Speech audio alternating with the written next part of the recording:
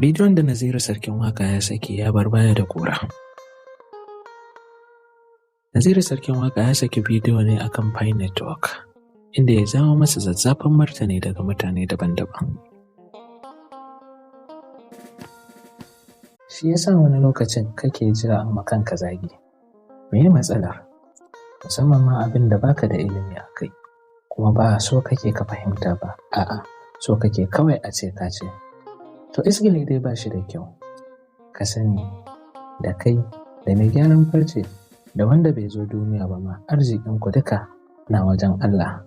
In ya so ya mai da mai gyaran farce, in ya so ya mai da kai mai gyaran farce, da kuma mai da mai gyaran farce gwamnan garinku, ko kana da ja.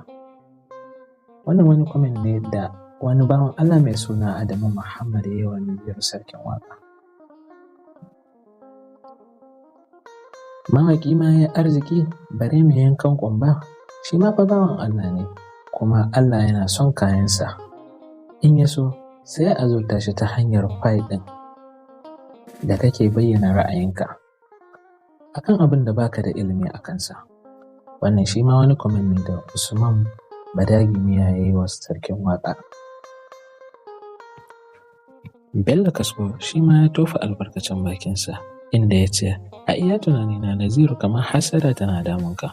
Wato shi mai yankan farce bai dace ya yi maganar kuɗi ba saboda shi kaskantacce ne ko? Allah baya son sa sai kai mai kuɗi, saboda an yi ma wahayi cewa mai yankan farce ba zai taɓa samun abin duniya ba ko? Wannan dai su ne martanin da Naziru Sarkin Waƙa ya samu a comment section. Ba wannan bidiyon da ya jawo cece-kuce mai Naziru Sarkin Waƙa ne ya ce. Ku biyo mu je bidiyon don ku ga mai Naziru ya ce akan Pi Network ɗin da ake magana da ya jawo cece-kuce. Assalamu alaikum jama'a. Barkanmu da dare. Wato mutane ina so in tambaya da Allah, ina so in tambaya ga wanda dai yake da kuɗi yake kai wannan tambayar ba za ma amsa ta fi sabilillahi ba, kowa zai san kansa. Abin ne da mamaki. Wato shi wannan Pi ɗin nan da ake ɗan haka ana ɗan haƙo shi, ni kusan ba ni yadda ne in ga banki ma dole ce ta sa nake kai kuɗi. Ni ba na son kirgen lambar nan ba, na fi so in ji zan iya fulo da su. Wato shi wai Pi ɗin nan da ake haƙa, wai dan Allah kai tsaye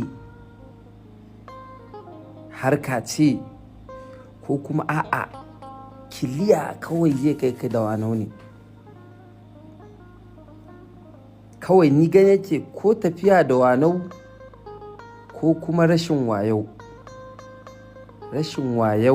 ko kuma a'a tafiya da wanau. Saboda abin da ya ban mamaki shi yau mai yankan farce wanda muke an ba 500, 1,000, 5,000 ya danganta da abin da Allah ya ci da shi.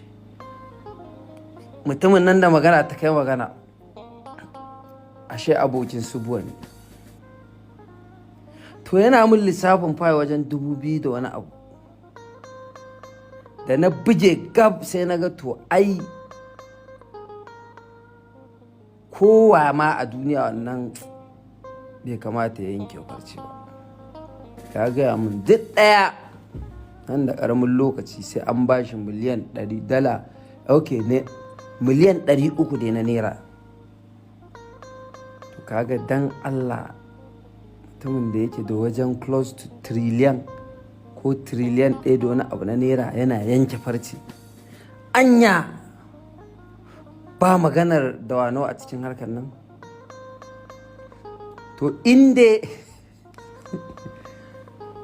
abin da ya fashe, ni na san ba mu da wayo, amma idan bai fashe ba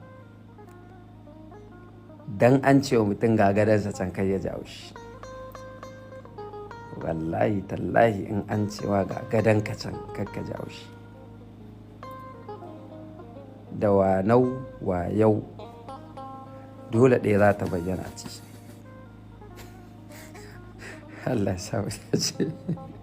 Na datar da mu.